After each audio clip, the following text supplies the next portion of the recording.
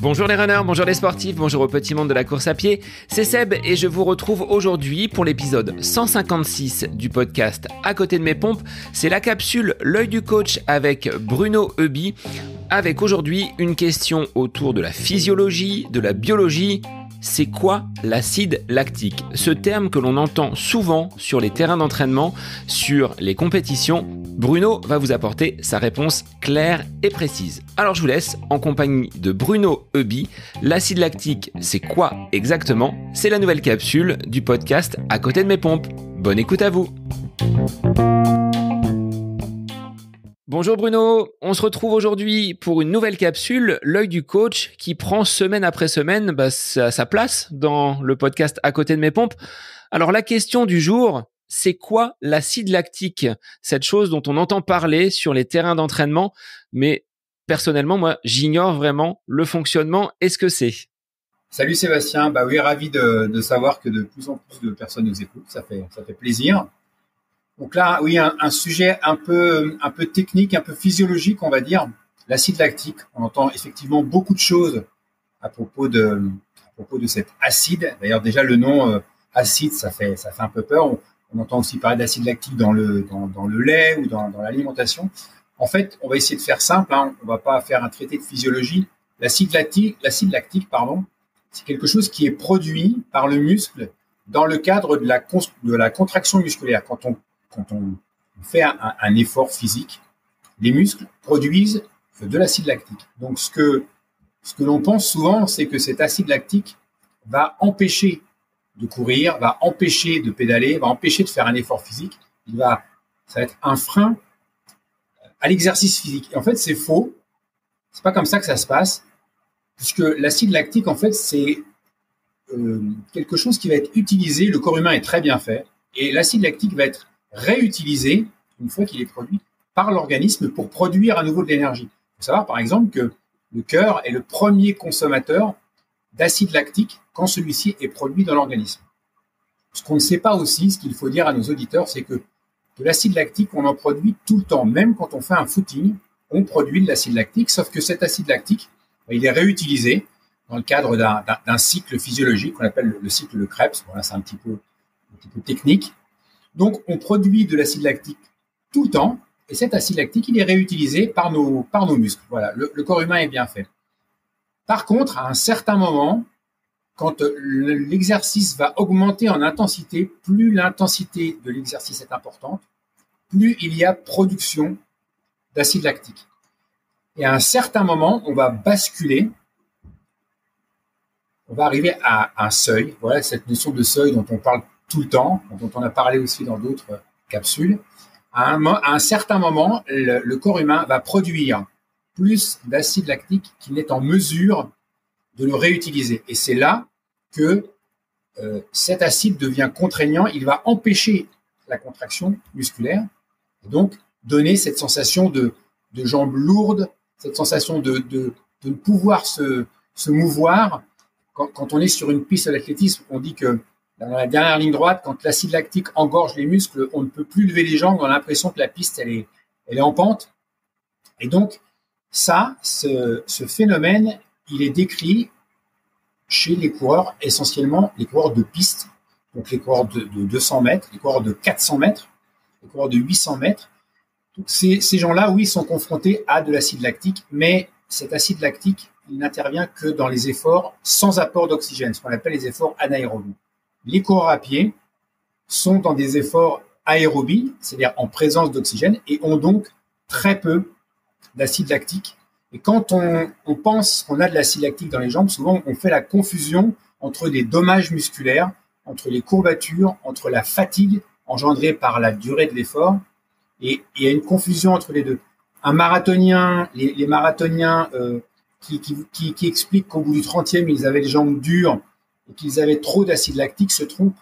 Il n'y a pas de production, ou très peu de production d'acide lactique chez un coureur sur route, sauf éventuellement pour les athlètes de très très haut niveau qui vont vraiment très très vite et qui eux donc sont dans des intensités très élevées. Donc voilà, en fait, le mythe de l'acide lactique est un peu tombé Donc désolé pour les gens qui pensent en avoir, mais heureusement d'ailleurs parce que ce ne sont pas les conséquences de ce qu'ils ressentent ne sont pas liées à l'acide lactique, et tant mieux parce qu'il y a plein de solutions pour y pallier. Le système de crampes que l'on peut rencontrer sur certaines compétitions, selon donc ce que tu viens d'évoquer, Bruno, il n'y a pas de corrélation entre l'apparition de crampes, du moins pas totalement. C'est pas le seul facteur qui peut expliquer donc que des crampes surviennent. Il n'y a pas que l'acide lactique derrière. Non, la raison de l'apparition des crampes, elle est la même que l'apparition des douleurs. Elles sont liées principalement à la répétition de l'effort. Donc le muscle, à force d'être sollicité, s'il n'est pas entraîné, n'arrive plus à se contracter. Le muscle, s'il est déshydraté, n'arrive plus à se contracter. Le muscle, s'il n'est pas nourri en énergie, n'arrive plus à se contracter. Donc c'est la combinaison en fait de la déshydratation, de la fatigue liée à la répétition de l'effort et du manque d'entraînement qui va provoquer ces douleurs musculaires, les crampes, les courbatures au niveau des quadriceps qu'on ressent souvent, sont liées essentiellement à la fatigue, en fait, mais pas du tout à l'apparition de l'acide lactique. Un coureur de 400 mètres de haut niveau va courir un 400 mètres en moins de 50 secondes. Il arrive au terme de sa course, il a un taux d'acide lactique qui est énorme, qui est phénoménal, et il a couru très peu de temps. Par contre, il a couru très très vite. J'avais eu cette discussion avec Stéphane Diagana qui expliquait que lui, pour s'habituer à l'acide lactique, pendant ses séances d'entraînement, juste après l'effort, se mettait en boule, il se recroquevillait pour justement que ses muscles soient en capacité de capter et de subir, de répondre à cette sollicitation de cette sensation si particulière qu'on a quand on a de l'acide lactique. Donc le but, c'était de noyer le muscle à l'acide lactique pour l'habituer, qu'il soit en mesure de mieux répondre la fois prochaine. C'est aussi pour ça que c'est très important quand on fait une séance de VMA de rester toujours en activité, parce que le fait d'être actif pendant ces récupérations permet justement d'éliminer le peu d'acide lactique qu'on a quand on fait un effort qui est trop rapide et trop intense. Donc là, tu m'as ôté la question, c'est qu'est-ce que l'on fait justement quand survient cet acide lactique en trop grande quantité dans le corps? On bouge, on reste actif, on ne s'affale pas sur le stade, on ne s'allonge pas. Voilà, surtout pas. Sauf si on veut faire un exercice d'accoutumance à l'acide lactique. Si on veut que nos muscles aient une meilleure accoutumance à l'acide lactique, si on est un coureur de 200 mètres, surtout de 400 mètres, de 800 mètres, de 1500 mètres, là oui, on va rester immobile pour que le muscle soit complètement inondé d'acide lactique et qu'il s'habitue à cette acidose musculaire.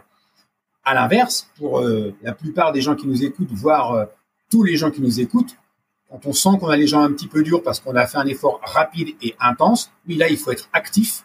Il faut s'activer parce que le cœur, les muscles sont les premiers consommateurs d'acide lactique et vont utiliser en fait cet acide lactique comme carburant. Donc, on est vraiment dans quelque chose de tout à fait vertueux. On est dans le cercle vertueux. Est-ce qu'il est possible, quand tu dis une accoutumance, une habitude de gérer l'acide lactique, est-ce que l'on peut repousser le seuil à partir duquel l'acide lactique va arriver en trop grande quantité? Est-ce qu'on peut décaler un petit peu cette apparition trop massive de l'acide lactique? Exactement, tout à fait. On peut le faire. Et c'est comme ça que l'entraînement au seuil a été un peu dévoyé et a été un peu mis à toutes les sauces. En fait, ce que j'expliquais tout à l'heure, c'est que si on observe une courbe de lactatémie, donc le taux d'acide lactique dans le sang, elle augmente très progressivement, et à un moment, la courbe va monter en flèche. C'est le moment, c'est ce seuil, c'est ce moment où l'organisme produit plus qu'il ne consomme. Si on s'entraîne à cette vitesse-là, à ce seuil, à ce moment où l'acide lactique va augmenter brutalement dans le muscle, si on s'entraîne à cette vitesse-là, on va reculer le moment où, inexorablement, en fait, la courbe va garder toujours la même forme. Elle va toujours monter progressivement et d'un seul coup monter en flèche. Ça ne bougera pas. Ce qu'on va bouger, ce qu'on va déplacer, c'est le moment.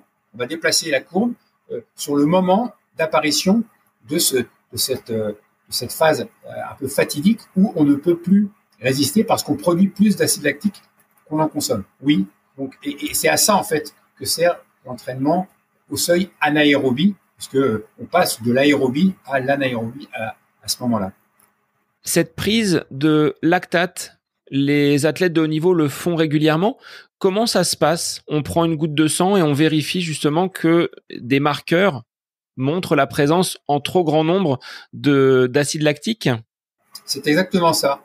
Et c'est pour ça aussi que c'est un sujet sur lequel j'ai tendance à être un peu polémique, parce que déjà, s'entraîner au seuil quand on ne peut pas mesurer la lactatémie, ça n'a aucun sens, parce qu'on va le faire par d'autres biais qui ne seront pas précis. Et donc, chez les athlètes de haut niveau, on va utiliser le bout du doigt, on va utiliser le lobe de l'oreille, donc des méthodes qui ne sont pas trop invasives, parce que pour mesurer le taux d'acide lactique dans le muscle, il faudrait aller faire une biopsie au niveau du quadriceps. Pour ceux qui ont déjà vécu ce que c'est qu'une biopsie, on veut dire que ça fait très mal et qu'on met beaucoup de temps à s'en remettre. C'est comme une espèce de carotte dans le muscle qu'on prend pour voir ce qui s'y passe. On ne peut pas faire ça aux athlètes de haut niveau.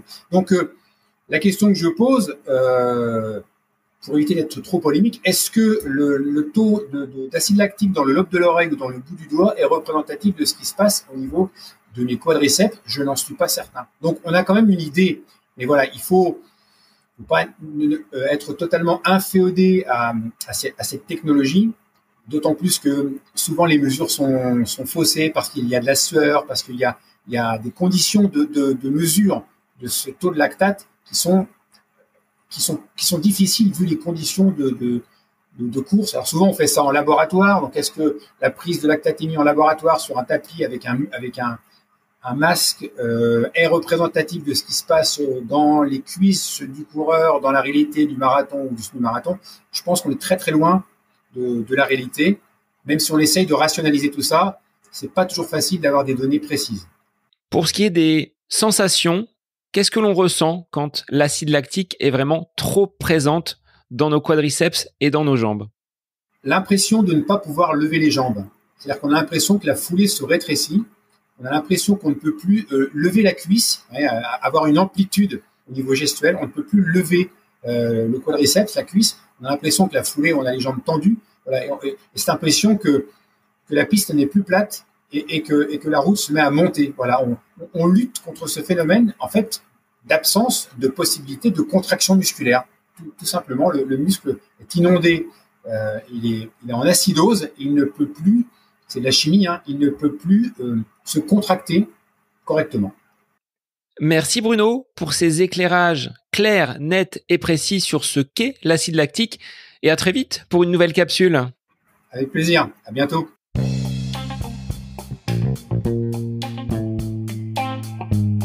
Cette capsule L'œil du coach avec Bruno Heuby est désormais terminée. Merci à vous pour votre écoute, mais aussi pour vos retours sur ce format d'épisode un petit peu plus court. N'hésitez pas à nous transmettre vos questions, vos interrogations via les différents réseaux, Facebook et Instagram.